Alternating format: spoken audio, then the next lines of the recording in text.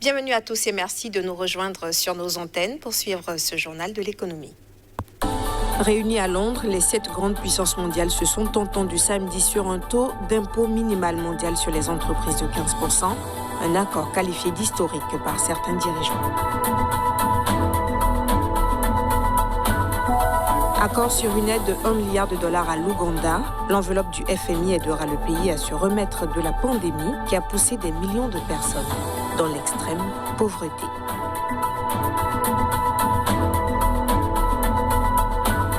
Et puis la justice française enquête sur le patrimoine du gouverneur de la Banque centrale du Liban. Riyad Salamé est visé par plusieurs plaintes déposées par des ONG anticorruption françaises et libanaises.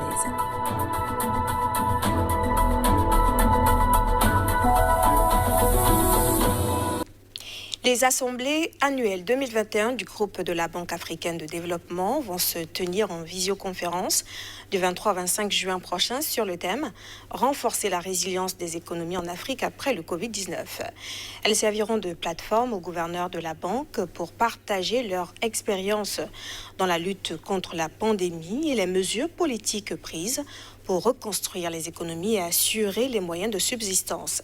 Il s'agira de la 56e assemblée annuelle du Conseil des gouverneurs de la Banque africaine de développement et de la 47e assemblée annuelle du Fonds africain de développement, le guichet de prêt à taux concessionnel du groupe de la banque. Face aux conséquences des restrictions prises dans le cadre du Covid-19 sur l'économie ougandaise, le gouvernement a annoncé en mai qu'il était en négociation avec le Fonds monétaire international pour bénéficier d'un financement de $900 millions pour relancer son économie.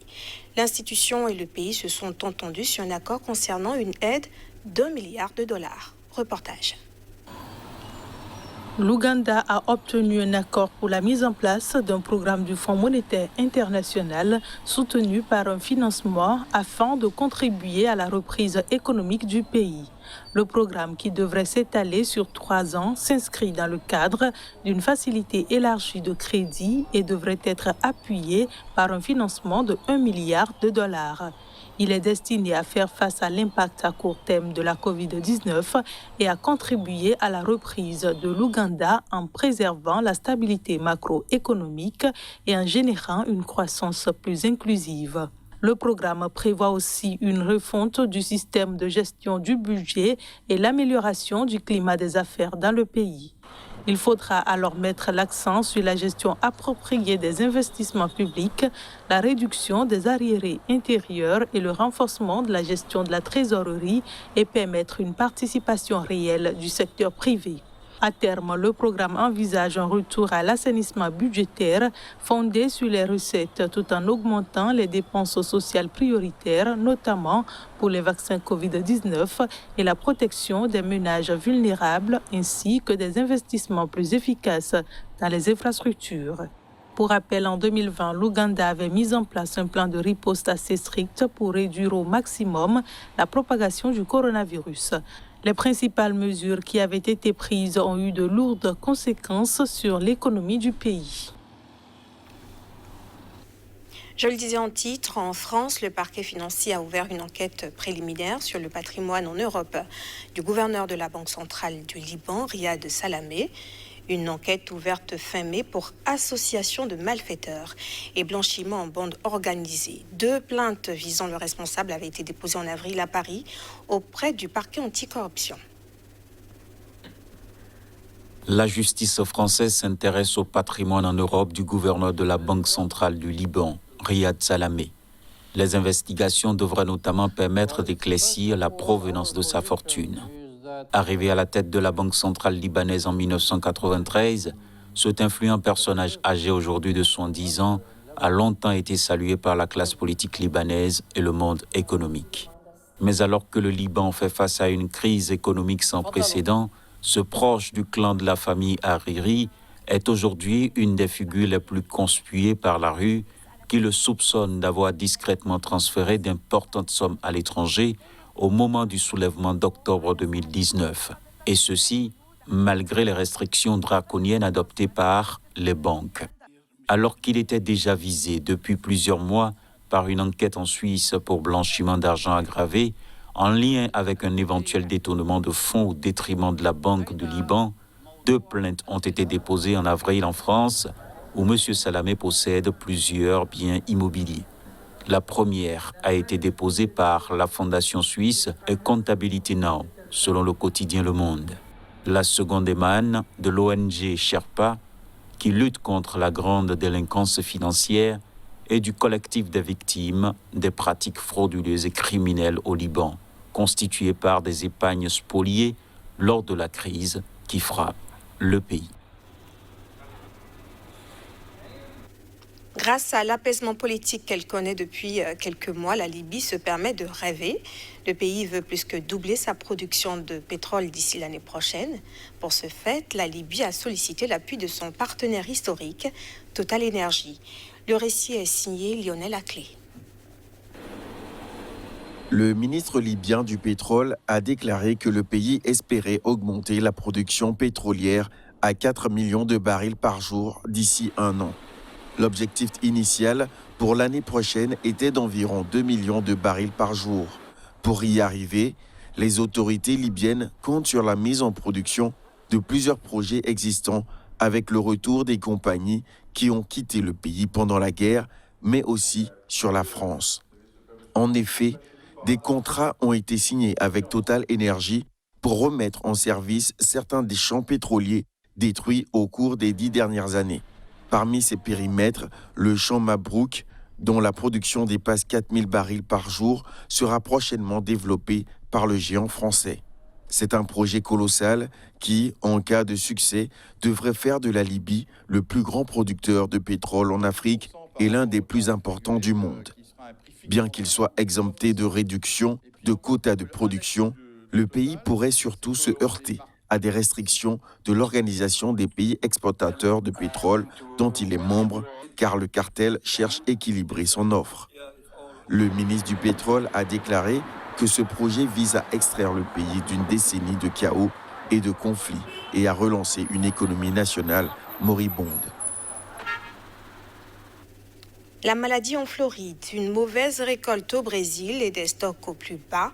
Le marché de l'orange à jus pourrait devenir tendu dans les mois qui viennent. Le manque d'orange risque de peser sur les prix. Précision.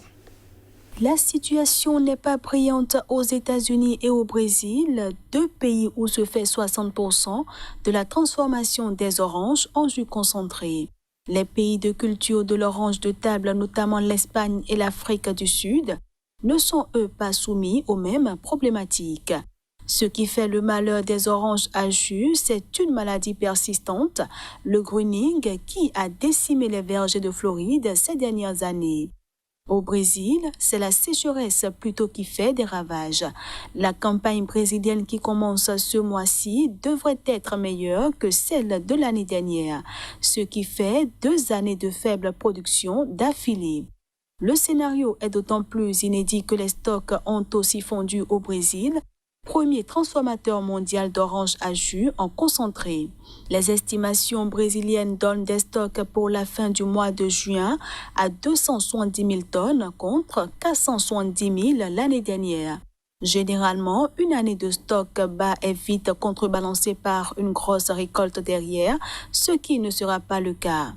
Ces 2 ingrédients plaident pour une envolée des prix. Mais la faible demande vient tempérer cette hausse, car la consommation de jus d'orange est en baisse aux États-Unis. C'est une tendance de fond bien ancrée, notamment parce que l'orange n'a pas bonne presse et qu'elle est assimilée à un produit sucré plus qu'à un aliment de santé.